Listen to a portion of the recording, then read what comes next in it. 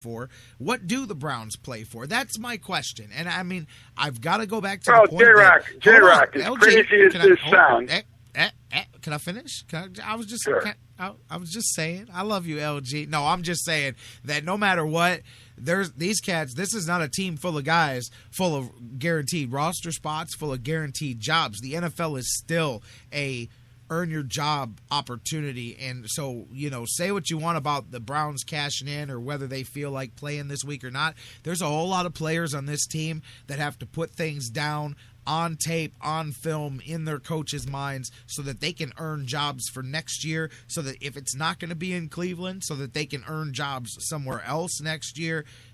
Just that is definitely something to keep in mind. This team, these players individually, even not as a team, these players individually all do have things that they have to play for because, you could say, well, this guy's guaranteed a job. Joe Thomas isn't fighting for a job next year. Okay, I'll give you that. But I can give you 24 that are, So those cats have to play. So for that reason only, I don't expect them to come out as flat as they did last week. But that being said, I know where you're going to go. The way they came out last week does give me no confidence that there's going to be a big uptick, but they can play better. They absolutely can play better, and they can play with pride.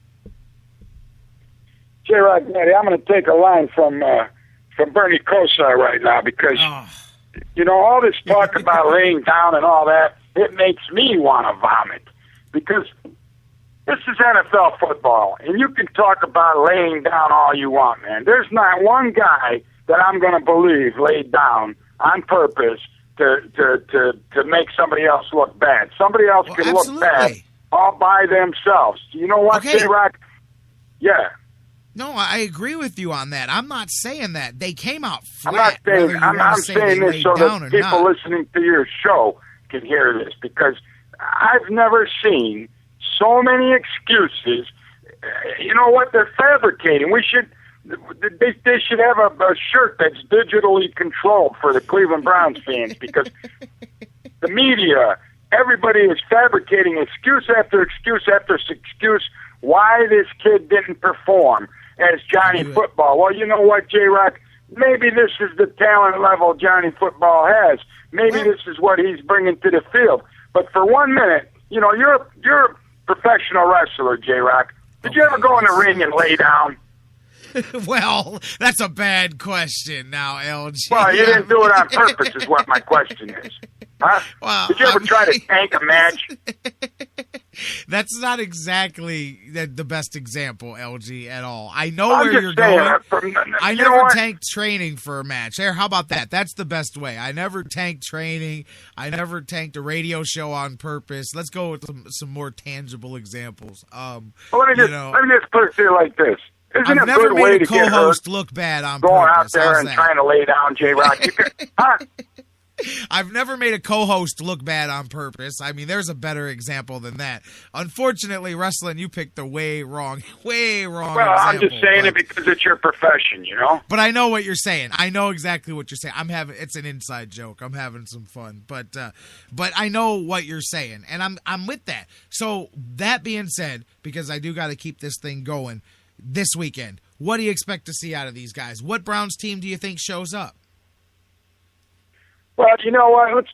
Let me just make one more comment about the tanking part, J-Rock, because you know as well as I do, we've had a multitude of conversations off the air. Yes. It's been next to impossible for the Cleveland Browns defense to show up back-to-back. You know what? This defense gave up a lot of yards rushing the football the other day against the Bengals. And you know what? Rubin's not himself. Phil Taylor's out. You got those big guys like that not doing the job of plugging the hole they're missing. Carolina is a team that averages 116.6 rushing yards per game, J-Rock. Okay?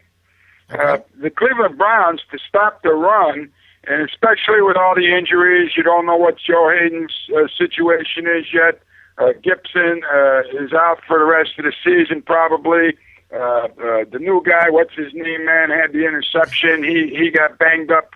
I don't see how the Browns defense is literally going to walk into this game and be able to slow down the running game of the Carolina Panthers. So what do I expect?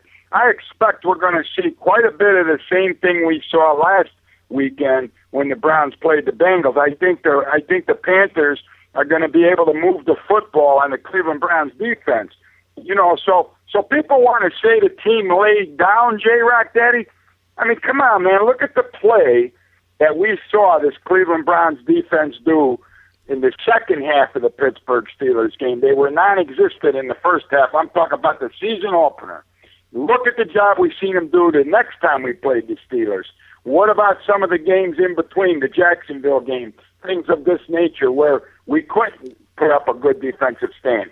So that's not laying down, J-Rock. That's same old Cleveland Browns we've seen through the 2014 I understand, season. LG, and I know exactly what you're saying. I mean, there's still 2 games left to be played. I know you understand, but the radio listeners out there is who we're talking to right now. I know what you're saying, and I know what you're trying to get to, because the excuse truck backed up awfully busy this week and dumped a whole lot, and I get that. But that being said, fine. Well, let me ask you another question, J-Rock. What in God's name was everybody watching this season when Brian Hoyer was the quarterback? We saw the same kind of a defensive performance from the Cleveland Browns defense last Sunday as we've seen in every other game this season. LG, I got you. I mean, I know that. We know they have Hoyer, the. I can't do they it. Can we do can't it. do Hoyer they can right do now. It. We have the whole offseason to talk Hoyer and Manziel and quarterbacks.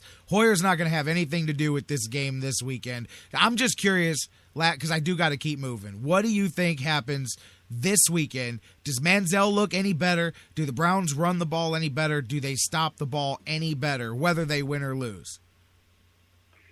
Well, you know what? Manziel came out and he said that he is humbled over the performance that he put out there. He has to be. Weekend. He has to be. Yeah, you can't possibly be any worse than that, right? Right, and if he is, that's a good thing. That is. I know Browns fans don't want to hear it. J-Rock? Well, it can't if get he's worse, but yeah. Well, that's why you need to see it again and again and again. You know what I mean? One is not enough, regardless of whether you know or don't know what the final result is going to be. You know what I'm saying? So another opportunity. Unless they got a secret Johnny football pill that they put into this kid in the 3 days or 4 days of practice that he didn't get ready for the Carolina game. Because let's face it, they really don't start practicing hard until Wednesday after a game with the new CBA and the way the National Football League operates. Unless they got some super Johnny pill we haven't seen yet, and that's what he was on while he was, doing whatever he did down there at Texas A&M. I expect a lot more of the same out of Johnny Manziel as what we saw this past Sunday. I can't really see Manziel I'll tell you what. being a markedly improved quarterback. Can you, J-Rock Daddy?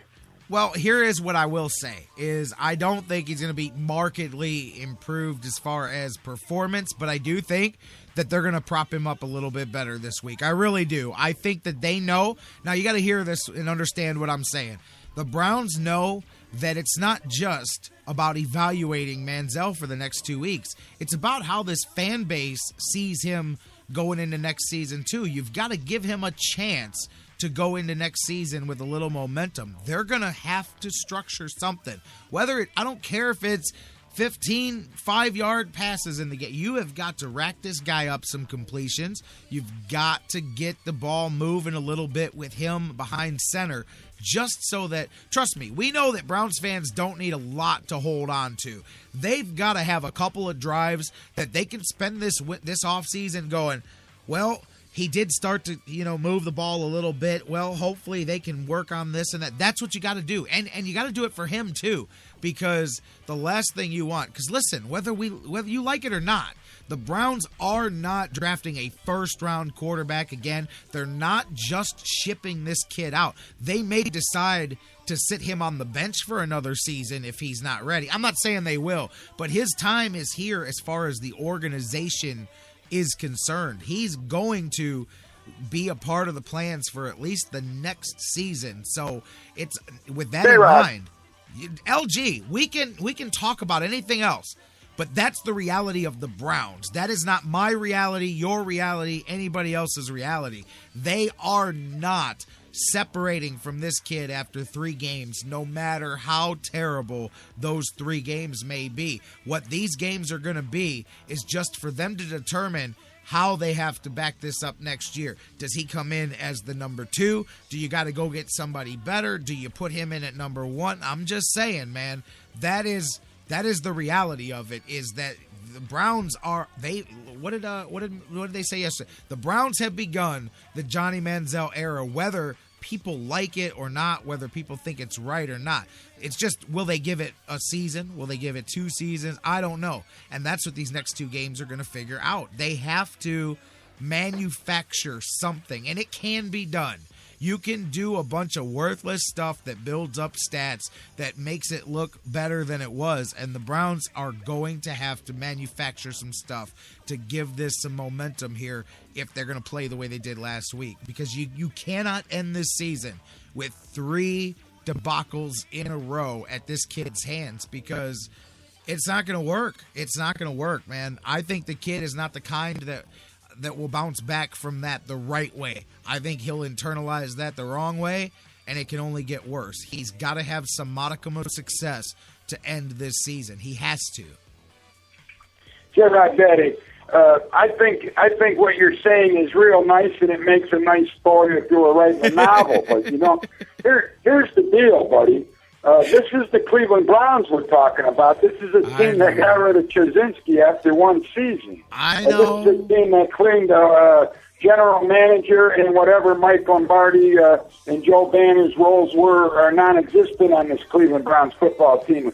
So nothing would surprise me when it comes to the Cleveland Browns football team. Now, when you start talking about this kid and you don't think that the Browns are going to part ways with him, I beg to differ with you, because just suppose Ray Farmer and Mike Pettin never wanted to draft this kid in the first place. And much like your show on Monday when you talked about this was a ploy by the Cleveland Browns to put people in the seats and generate revenue from beer and jersey sales. And just suppose that experiment fails 2 more times, which we have a good possibility of seeing this Sunday and the next.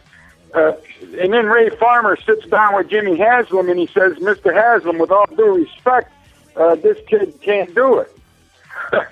What do you think? I mean, Haslam can't possibly be dumb enough to think. LG, I got to wrap it up with this. What you bring up is a good point. There was a good little piece by Terry Pluto in today's Plain Dealer, and at the basic summation of it is what Bernie Kosar said is right, but Bernie forgot to follow it up with what do you do about it? Because if at the end of the day, and I believe what you just said, I don't believe Mike Pettin or Ray Farmer signed off on Johnny Manziel being drafted. I do believe it was a call from the owner, and I'll tell you what, the owner is going to do what he wants, not just now, but forever. You can't change it. You can't fix it. You can't hire somebody else to do something about it. No general manager is going to come in and tell the owner who the boss is. In no world does that happen. So the fact that we have a hands-on Jerry Jones meddling type of owner is what you've got, and you've got to live with it. I hate to say it, but there is nothing you can do about that. So, yes, the fact that he wanted him, the fact that he got what he wanted, yeah, listen, they may get a different quarterback to back them up if they think Manziel's going to flop next year.